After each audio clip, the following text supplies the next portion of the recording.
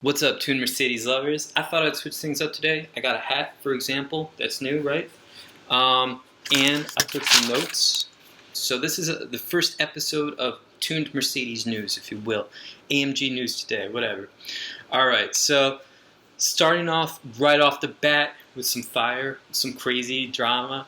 Alright, so DTK, Dimitri, and Philip are having a little bit of a I don't know, like a fight, a spat, if you will. I guess what it boils down to is that people were on this E55 group asking about DTK stuff, people giving some solid reviews to it, and Philip didn't like that, so he shut it down, deleted some comments.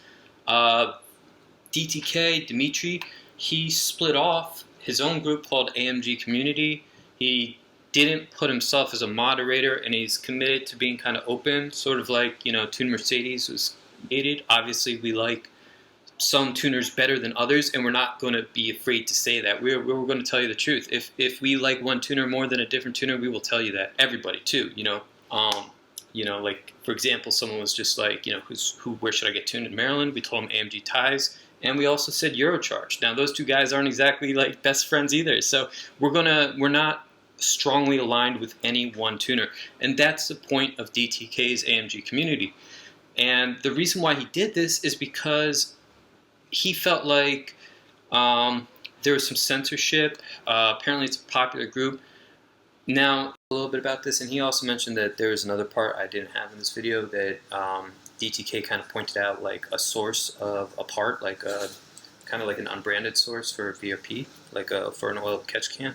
And he said that kind of got the ball rolling on this too. So the issue with that is for DTK is he's saying, well, these people just want to talk about the cars. They're not that interested in supporting one group. This isn't like a Eurocharged world community group with, 7,000 members or whatever, or, Philip's own Instagram page. This is sort of like, a model page, for a very popular car. The M113K E55 is a very nice car to do like quarter miles in.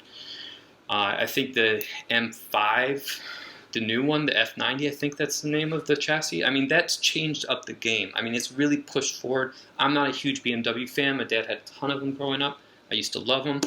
But somewhere around the time I had a Range Rover, I realized that this car is incredibly unreliable, and somehow BMW even made it worse. You know what I mean? I kind of stay away from BMWs, but I love them. I love people who drive them. They're beautiful. The F90 or whatever that platform is awesome. The new Supra is awesome. They're doing like 9-second quarter miles.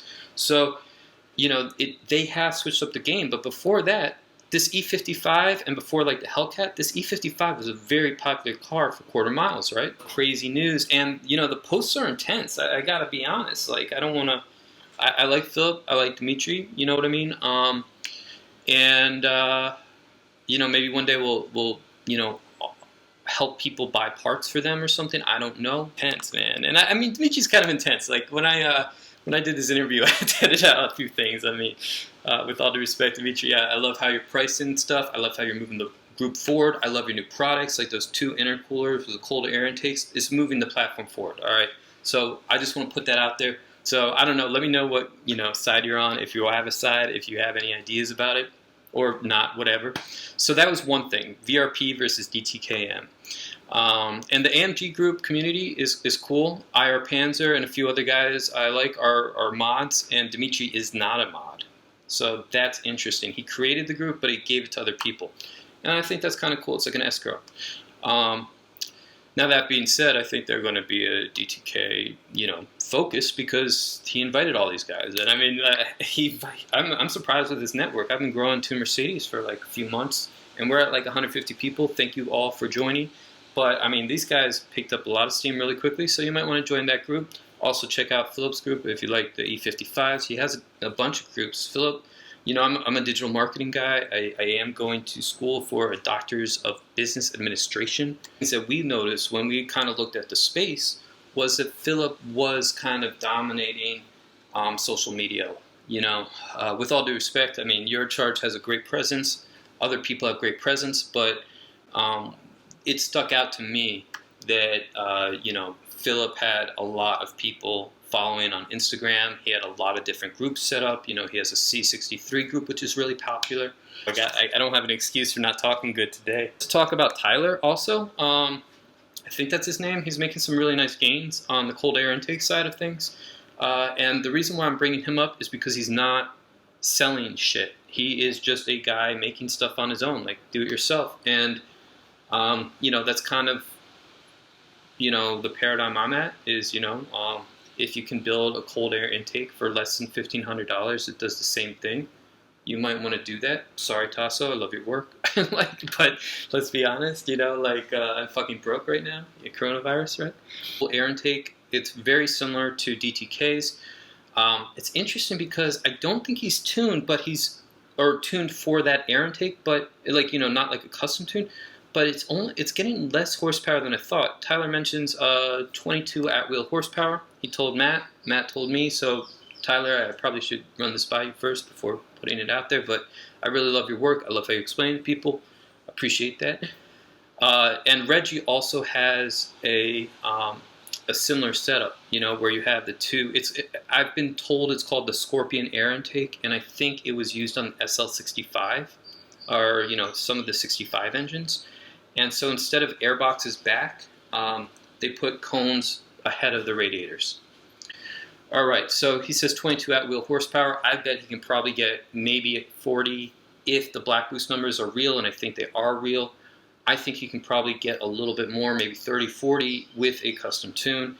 And I'm going to go into custom tuning next because I love all the tuners out there. I don't want to take anyone's business or whatever, but I've been kind of getting into HP tuners, and I've been reading some posts on, MB World, and there's a lot of really interesting things you can do tuning your own cars and making small changes. And so that's going to be down the line, maybe 6 months or a year.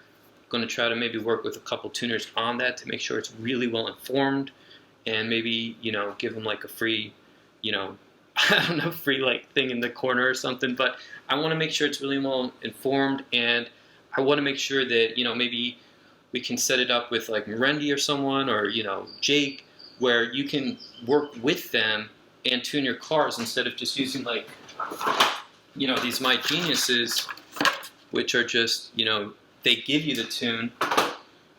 Is this, this connects to your phone. It's a scanner and an editor, so this will scan and edit. And I got into this because I wanted to do custom tune remotely with Merendi in Russia, and we kind of went through what kind of things I could use to scan, the fuel ratios and everything, all the different parameters, and there's so much information on these things. It's crazy. If you want to go down a rabbit hole for hours, days, check out HP Tuners videos. There's just a bunch of guys talking about it in general. So check that out faster. And in fact, it seems like that's one of the reasons why Nada AMG's car might be so fast is because he kind of dug into some of these lower levels of optimization. And I guess we should go into that too. All right, this is tough. Nada AMG, right? He's got one of the fastest CLS 550s. Probably the fastest stock turbo CLS 550 I'm aware of. He's got a custom tune from Eurocharge. He said that brings him down about 3.3 or 0.4 seconds. And he's got a TCU tune. He's also running an AMG fuel pump. I believe his numbers, but there are some people who are a little bit skeptical because this car is much, much faster than people are anticipating. So it might be due to the fact that Coco BX and some of the other guys who are running AMG turbos, who were putting up very similar numbers to this guy who's not running AMG turbos, who's not running ethanol, but who is running custom tunes. And I think that I do believe Nada AMG's numbers. I really do like talking to him. He's pretty open. He's not going to go into what his secret sauce is because, I think there is some traction control management optimizations that he kind of disabled or really loosened up to be able to get to that speed. I think he also preps really well. He has 17-inch lightweight drag radials, and I bet he launches really, really well. I think he's a great driver probably. He runs 100 octane. He's doing it on the track. You know, these are really good times he's putting up. And I haven't seen a time slip though, but I have seen his draggies, and his draggies look legit. I mean, they're valid. So anyway, that's kind of like a small little portion that's probably not a part of the AMG news. I might even edit that out. All right, so I wanted to talk about GME. GameStop target has been raised. It's been pounded today a little bit, but I think Jeffries, they raised the GameStop target to $175 from $15. That's a $160 raise of a price target. That's insane. All right, the EPA, what are they doing, man? It is crazy. They have two things that we got to worry about. I know people may have seen Jake's post. I know that there's some news out there about the EPA going after the Diesel brothers and maybe even going after individual people. But there's talk, right now it's just talk, that they're going to assign and figure out social costs to greenhouse gases and try to assign them to people who produce them. So like agricultural equipment, big trucks for search and rescue. They're talking about looking ahead about 100 years, figuring out the social costs, and then costing them out and taxing different companies. That could kill this industry. The other thing that could really hurt modders is the fact that the EPA is talking about setting up a race car list and going after any aftermarket part. At least cold air intakes and catback exhaust are now on the table for them to say this is not street legal anymore. They're trying to push for that. And this would be a national thing. This isn't like, you know, California versus Florida type of mentality. This is national. So this would really hurt modding too. And the reason why I would suggest that this probably isn't the right way to do it for the environmentalists out there, in which I love the environment. I'm a guy who likes the environment. I love being on the water. Elon Musk is really a hot rodder. Tesla is a hot rodder. Like, the whole company started from taking a car, the Elise, the Lotus Elise, beautiful car. I love it. And at the time, it only had like a 4-cylinder engine, no 2 GRFEs in there. And they put in a much stronger, much better motor. So they took a good car and made it great. And then they made electric cars exciting. And now people want to buy them. And with all due respect, GM, I drove your Bolts. I drove your Cadillacs. I had a Prius for a while, which actually never broke. But every single car before that was environmental, like, you know, electric, whatever, and even for a few years after that, where Tesla started coming out with more and more cars, more mainstream cars, they were completely boring. Like, the Bolt is one of the most boring cars I've ever been in. Like, I was in the Cadillac version, which is like $100,000, and I was just thinking, this is the worst car I've ever driven. Like, bar none. Like, every single part of the car is horrible. The reason why you don't want to get rid of hot rodders is because these people might push the envelope further, and they might start taking older cars and putting electric motors in them. They might start going for electric motors, you know. A lot of people are focused on performance. They're not just focused on, you know, gas guzzling.